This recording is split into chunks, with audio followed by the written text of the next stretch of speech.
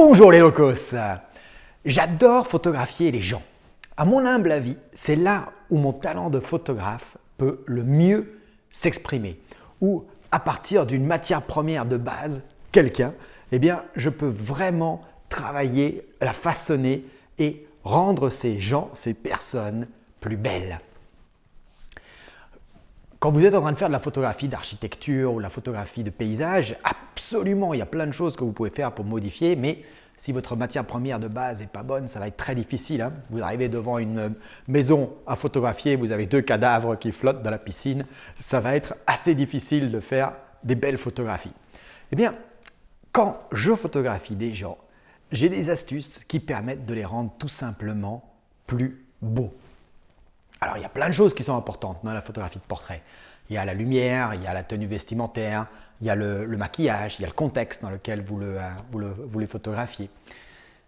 Mais, à mon avis, ce qui est le plus important de tout, c'est la pose. Comment poser les gens pour qu'ils soient beaux ou en tout cas au mieux de leur capacité. On va utiliser ça, au mieux de leur capacité. Et aujourd'hui, je vais me concentrer sur un aspect des gens, c'est comment éviter le double menton. Vous voyez, là, si vous avez résolu ce problème, vous avez résolu une grande partie de problèmes pour faire poser les gens. Allez, suivez-moi. La mauvaise nouvelle, c'est qu'à peu près tout le monde a un double menton. Certains plus, certains moins, et certains que dans certaines positions. Vous avez sans doute déjà entendu quelqu'un vous dire « Ah, moi je ne m'aime pas du tout en photographie ». Eh bien, à mon avis, c'est souvent parce que ces gens-là ont été photographiés avec un double menton. Donc, c'est un gros problème et résoudre ce problème-là, c'est la fondation, la base dans la photographie de portrait. Je vais vous expliquer aujourd'hui toutes les techniques qui existent. La première, c'est la plus efficace. Et j'appelle ça le coup de tortue. Avant de vous l'expliquer, on va faire un petit test. Là, vous êtes en train de me regarder. Merci d'ailleurs. J'aimerais que vous étiriez votre cou. Allez-y, étirez votre cou. Et rappelez-vous bien de la position que vous êtes en train de prendre. OK? Allez, vous pouvez vous arrêter, c'est très bien. Allez, regardez bien ce qui se passe ici avec mon cou. Là, quand je suis comme ça, regardez tout ce que j'ai là. Vous voyez? Et maintenant, regardez ici, comme ma mâchoire devient bien mieux définie et mon cou plus fin. Je vous le refais.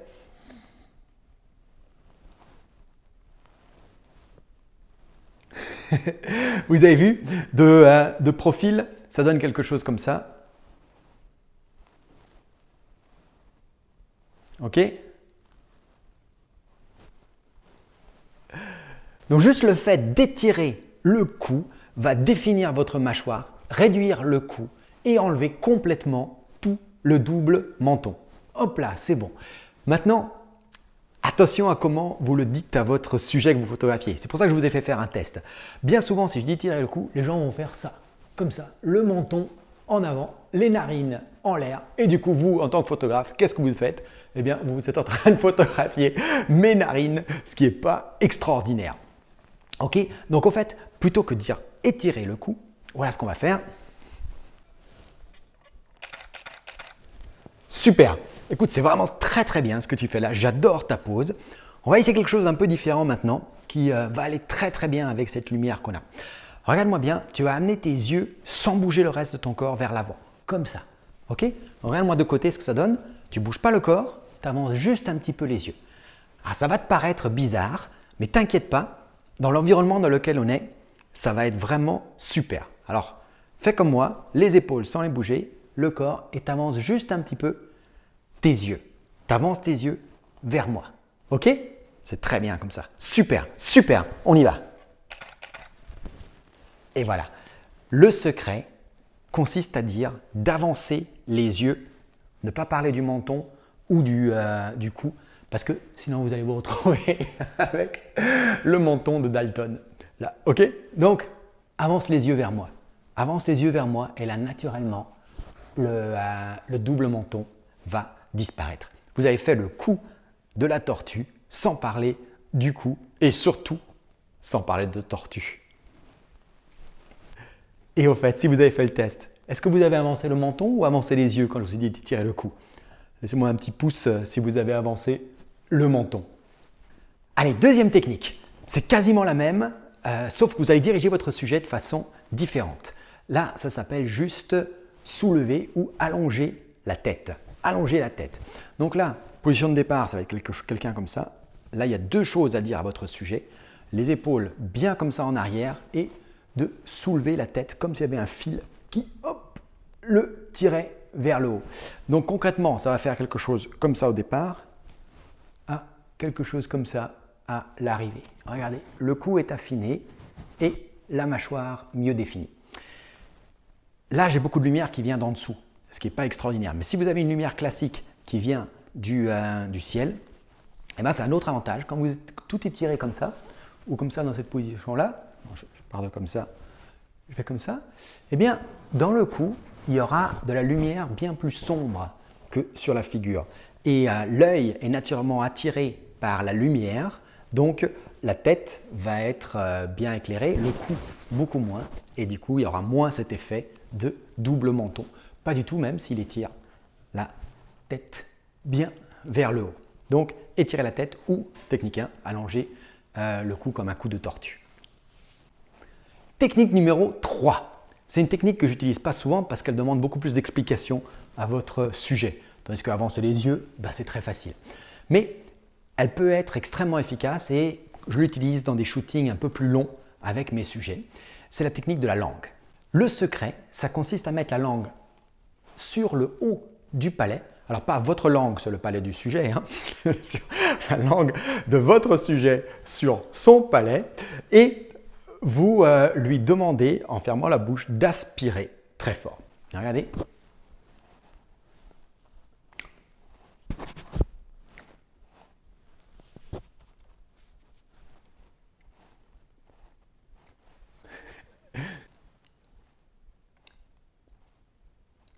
Et voilà, donc ça crée tout simplement une dépression ici sous le menton et ça élimine ou ça réduit grandement l'effet de double menton.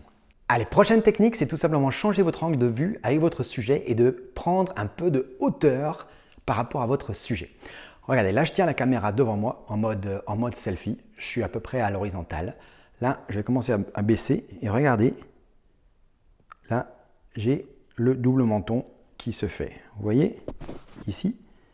Allez, maintenant on va monter un tout petit peu et là, regardez, j'ai plus de double menton.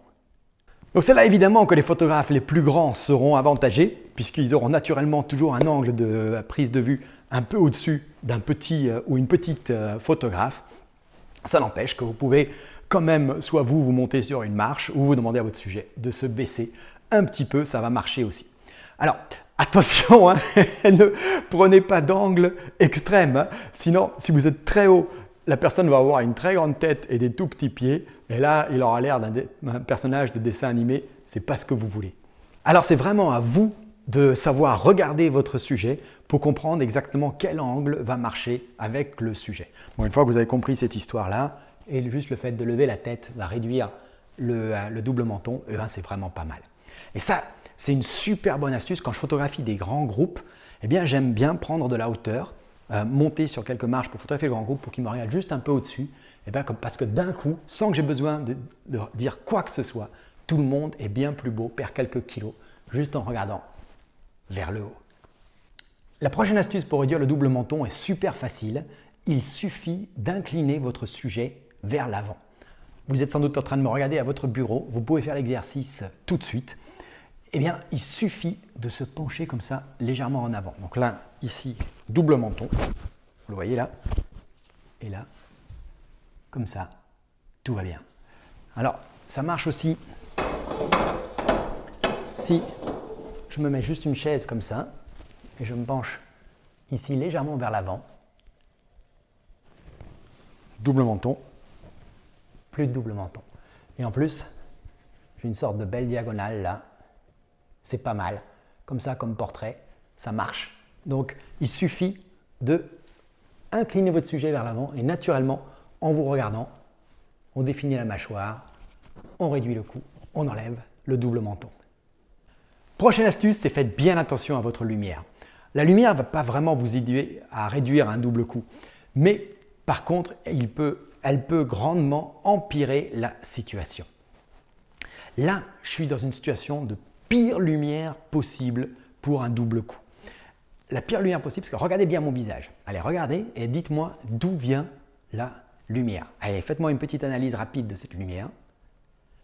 Eh bien, je vous l'ai déjà dit plus tôt dans la vidéo, elle vient d'en dessous. Je suis dans une situation où le soleil est en train de rebondir sur le sol et ensuite d'éclairer mon visage. Donc, j'ai une grande intensité lumineuse qui arrive ici et finalement moins lumineux ici sur le haut du visage. Donc, si j'ai un double cou, ça va être un double menton, double cou, je ne sais pas comment on dit, ça va être le pire pour ça. Donc, quand vous éclairez, vous êtes en extérieur, prenez des lumières qui arrivent du haut pour que la lumière vienne sur le haut du visage plutôt que sur le bas du visage. Et si vous êtes en studio, certains connaissent le butterfly lighting qui consiste à amener une source d'éclairage par le dessous. Eh bien, évidemment, il vaut mieux éviter ce genre d'éclairage si vous voulez vous débarrasser du double menton. Allez, prochaine technique, j'appellerais ça pratiquement la technique de la dernière chance. Vous n'avez pas réussi avec d'autres façons de vous débarrasser du double menton. Eh bien, vous pouvez le cacher. Alors, un conseil que je donne toujours pour les portraits, c'est essayer d'arriver à amener les mains autour du visage. Parce que les mains, c'est quelque chose de très expressif. Quand on associe les mains et un visage, eh bien, ça fait des portraits assez forts. Et là, ce qu'on va faire, c'est utiliser la main pour masquer le double menton. Alors, un homme, bonne position comme ça. On regarde, sérieux, on peut se pencher comme ça en avant pour faire un éviter le double menton. Il y a pas mal de choses. Femme, comme ça, doucement. Là, regardez, j'ai des bagues, je peux montrer, bague de fiançailles, bague de mariage, comme ça, tout en douceur. Je commence là. Voilà, sensuel. Hein. Et donc, voilà, comme ça, vous pouvez cacher d'une certaine façon un double menton, montrer les mains, montrer les bagues, associer un peu de charisme manuel à vos visages.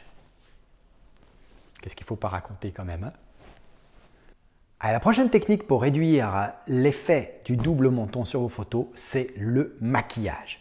Alors bon, honnêtement, c'est un sujet que je découvre encore, mais je sais que le contouring et highlight, ou le contouring en français, permet de réduire l'effet du double menton, une sorte d'illusion. Alors, le contouring, c'est quoi? Ça consiste à appliquer des zones sombres et des zones claires sur la peau pour sculpter le visage. Et ça a vraiment été rendu célèbre grâce à Kim Kardashian. Et vous trouverez des dizaines de tutos contouring sur le web. Mais pour le double menton, en gros, il va falloir mettre une sorte de sous-couche sombre ici et une couche plus lumineuse ici et sur le menton pour que le regard, un peu comme dans la photographie d'ailleurs, hein, soit attiré par ces zones lumineuses et ignore les zones plus sombres. Donc si vous avez une bonne maquilleuse, évidemment, elle peut bien vous aider. Et voilà, c'est la fin de ce tuto. J'espère que comme moi, vous êtes passionné par les techniques de pose.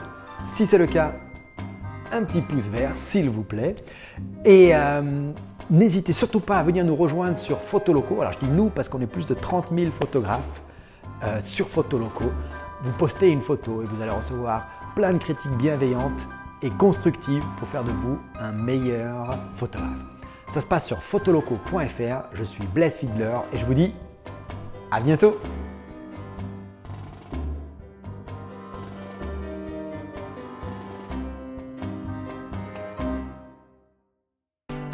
Saviez-vous que je propose 2 formations sur le flash? La première vous explique comment résoudre les principaux problèmes de lumière avec un flash automatique en TTL. La seconde, avec 5 heures de vidéo, est dédiée aux strobistes studio de rue et va vous apprendre à bien utiliser en déporté vos petits flashs pour créer de la grande lumière.